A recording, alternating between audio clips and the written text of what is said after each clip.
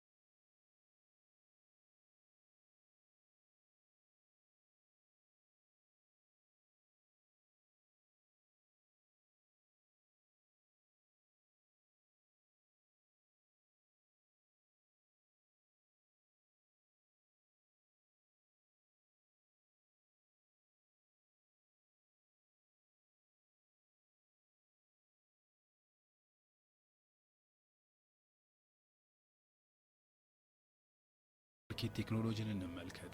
አስቤዛ ለመግዛት ሱፐርማርኬት ገቡ እንበል። በየትኛውም የዓለም ሱፐርማርኬት የገዙት ዕቃ የሚይዙበትን ቅርጫት ያገኛሉ። የቻይና የሚለየው ግን እንደ ሌላው ዓለም ቅርጫቱ ዕቃ መያዣ ብቻ አይደለም። በሱፐርማርኬት ውስጥ የሚገኙ ዕቃዎችን በዝርዝር ያሳየዎታል። ዋጋቸው የሚገኙበት ቦታውንም ይነግሮታል። ከእርሶ የሚጠበቀው የመረጡትን ዕቃ ቅርጫቱ ላይ ከማስቀመጦ በፊት እስካን ማድረግ ብቻ ነው። ካሸር ጋር ሄደው ዕቃ እየዘረገፉ ሂሳብ ማስደመር አይጠበቅቦትም። ራሱ ሂሳቡን ይሰራልዎታል። እዚህ ከማንም ጋር ሳይገናኝ ራስዎን አስተናግደው በገቡበት መንገድ መውጣት ይችላሉ። ማጭበርበር ግን አይችሉም። ለምሳሌ ያልከፈሉትን ዕቃ ቅርጫት ውስጥ ቢከቱ ቅርጫቱ ለሰከንድ አይታገስዎትም። ፎቶ እያሳየ አውጥተው እስካን እስኪያደርጉ ይነግሮታል። ካላደረጉ ለሱፐርማርኬቱ ባለሙያዎች መልእክት ይልክባቸዋል።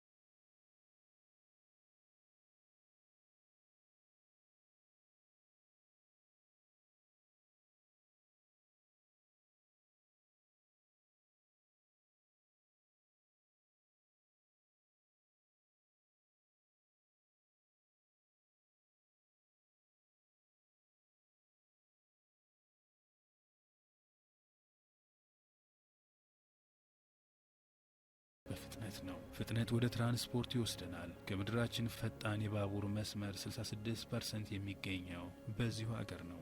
በሁሉም የአውሮፓ ሀገራት የሚገኘው ፈጣን የባቡር መስመር 11900 ኪሎ ሜትር ይረዝማል። የዚህች ሀገር ግን ከ45000 ኪሎ ሜትር በላይ ነው። ይህ ማለት ቀጥታ ቢዘረጋ ምድራችንን 2 ጊዜ መዞር የሚችል እንደማለት ነው። በአጠቃላይ የባቡር መስመሮቿ ርዝመት ደግሞ 159000 ኪሎ ሜትር ይደርሳል። በሁሉም ዘርፍ ስኬታማ የሆነች ሀገር፣ በታሪክ ብቻ ሳይሆን በጊዜ ሂደት ውስጥ ያልደበዘዘች ሀገር፣ እንዲያውም በጊዜ ውስጥ የተጻፈች ሕያው ታሪክ ናት ይሏታል ቻይና።